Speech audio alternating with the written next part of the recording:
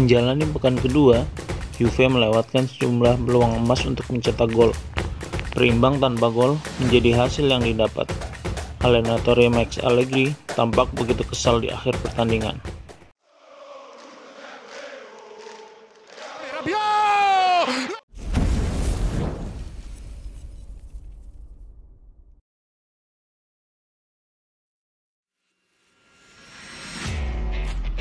Absennya Angel Di Maria kali ini mengubah komposisi Juve saat bertandang ke markas Sampdoria. Juve tampil dengan berhati-hati dalam formasi 4-5-1. Ada Perin di bawah Mister. Daniele Rugani kali ini ditampilkan dalam formasi 4 back sejajar bersanding dengan trio Brazil di lini pertahanan, Danilo, Bremer, dan Alexandro. Kostic tampil sejak menit awal di sisi kiri. Juan Cuadrado mengisi pos di sebelah kanan. Rabiot yang pekan lalu absen ikut mengisi lini tengah bersama McKennie untuk mengapit Locatelli sebagai poros permainan. Sementara Dusan Vlahovic tampil sendirian di lini depan.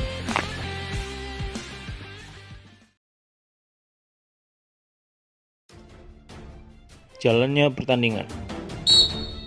Kick off dimulai.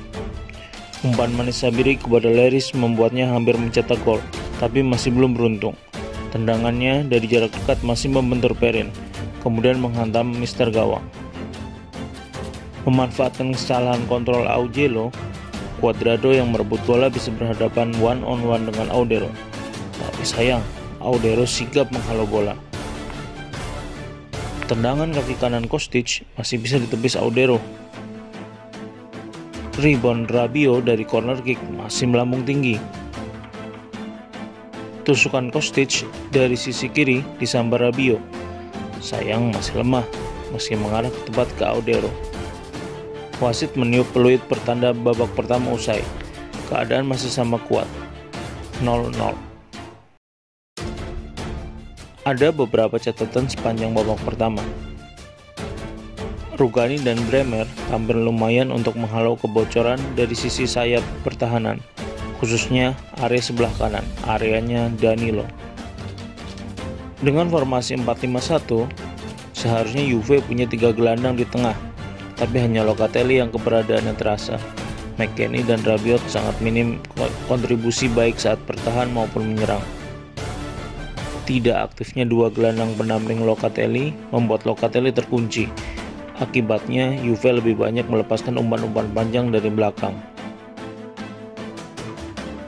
Dua sisi kiri Juve, Alexandro dan Kostic tampil lumayan, meski di awal beberapa kali melakukan kecerobohan. Tidak ada supply kepada Dusan Vlahovic di depan, karena menghilangi terupas dari lini kedua. Penetrasi dari tengah ke depan pun tidak ada. Sabiri menjadi pemain Sampdoria yang paling merepotkan sepanjang babak pertama. Pertandingan memasuki babak kedua. Matteo De Sciglio masuk menggantikan Alexandro. Fabio Miretti dimasukkan setelah McKennie tampil melempem. Gol Rabiot, assist Vlahovic, tapi sayang dianulir karena sebelumnya Vlahovic offside setelah menerima umpan manis Miretti.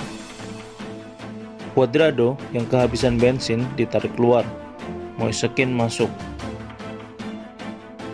Rovella tampil lagi, masuk dengan menggantikan Locatelli. 2 menit setelah masuk ke lapangan, Rovella yang berdiri bebas sedikit di luar kotak penalti melepaskan tendangan, tapi tendangannya tipis di atas Mister gawang. Quagliarella berlari menyambut umpan terobosan, masih melebar dari gawang. Peluang emas didapat Juve. Tendangan Kostic dari jarak dekat menyambar crossing Kean dihentikan dengan gemilang oleh Audero. Hingga peluit panjang ditiupkan, hasil imbang tanpa gol masih bertahan. Tidak tampilnya Di Maria membuat lini serang Juve berkurang kekuatannya. Kali ini tidak ada lagi pembeda yang gemar melakukan penetrasi maupun umpan-umpan kejut yang memanjakan Dusan Vlahovic di depan. Akibatnya, Dusan terlihat seperti hanya berlari ke sana kemari, meski di babak kedua agak sedikit membaik. Area kanan pertahanan berkali-kali dieksploitasi Sampdoria, khususnya Abdelhamid Sabiri, si nomor 11 Sampdoria. Duet Rugani dan Bremer tampil solid dan cekatan. Khusus untuk Rugani, aplaus saya berikan karena beberapa kali melepaskan umpan panjang yang sangat bagus. Allegri perlu meninjau ulang untuk menampilkan Rabiot dan McKennie bersama-sama. Mereka berdua tidak memberikan kenyamanan apapun di lini tengah. Mereka tidak bisa menahan bola lebih lama, tidak menjadi tameng bagi Locatelli sebagai poros permainan. Saat menyerang pun sering kehilangan posisi. Kadang saya merasa mereka tidak tampil di pertandingan ini. Lini tengah menjadi jauh lebih hidup setelah Miretti masuk. Bocah ajaib ini beberapa kali mempertontonkan kecerdasannya dalam mengolah bola. Pertukaran Rabiot dan Locatelli juga berdampak baik. Kostic tampak menjanjikan sebagai pemain sayap, hanya saja dia tipikal pemain tim, harus didukung pergerakan oleh pemain lain. Untuk lini depan, perlu banyak sekali pembenahan, bukan karena Dusan Vlahovic tampil jelek, bukan itu sama sekali, karena dia juga tidak bermain jelek. Tapi di situasi yang seperti ini dibutuhkan pemain yang bisa memecahkan konsentrasi pemain belakang lawan, sehingga Dusan bisa bebas mendapatkan ruang. Pemain yang bertipe doyan mengiring bola dan pemberi umpan terobosan, saya rasa akan membawa perbaikan di lini depan.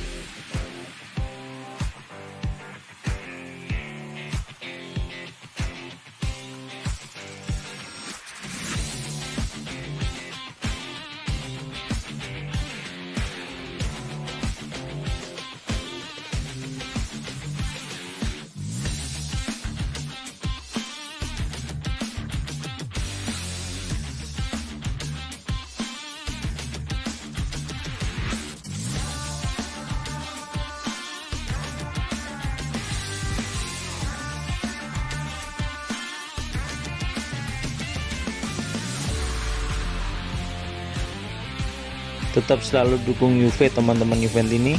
Stop bullying, stop caci maki, stop olok-olok, berikan pengaruh positif dalam perkembangan sepak bola.